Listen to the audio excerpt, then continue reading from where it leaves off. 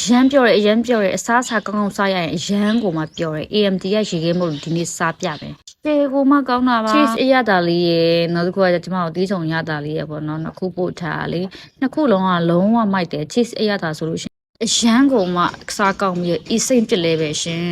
အကိုနဲ့အမကိုကျေးဇူးအများကြီးတင်ပါတယ်ကျမအကြိုက်ဆုံးကကြတော့အမပေးထားတဲ့တီးဆုံအရတာရေခဲမှုပေါ့နော်ဟန်အောင်ဆောင်အောင်စားတာအရသာနဲ့ပတ်သက်ပြီးတော့လေကျမ AMD ကိုလုံးဝ 100% recommend ပေးရနော်သူကလေအလှူတွေမင်္ဂလာဆောင်တွေဘာညာတွေကိုလည်းအလှူရေခဲမှုတွေ order ပို့ပေးရရှင်ဒီလိုမျိုးလေရေခဲပုံးလေးတွေဆိုလို့ရှိရင်လည်းဝယ်စားတာတန်တယ်အထဲမှာလည်းအပြည့်နော်အရသာလည်းတကယ်ကိုမိုက်တယ် order မှာမယ်ဆိုလို့ရှိရင်ကျမအပေါ်မှာမှားမယ် account ကလေးကို screenshot လေးချထားပေးမယ်အောက်မှာလည်းကျမအမရဲ့အကောင့်ကို mention ပေးမယ်ပေါ့နော်ကျမကိုယုံကြည်ပြီးတော့မြန်မြန်သာသွားပြီးတော့မှာလိုက်တော့ရဲမှစားကောင်းနေနော်ကဲရေခဲမို့3ပုံလုံးရတာကျမကတော့အိမ်မှာတထိုင်လေးကိုအဝကိုစားပြစ်မယ်ရှင်နောက်နေ့လည်းရှင်တို့ရေခဲမို့ကိုနှင်းစားပြမယ်ဒါပဲအလုံးမဲ့အမြတ်သွားမှလိုက်ကြတတာ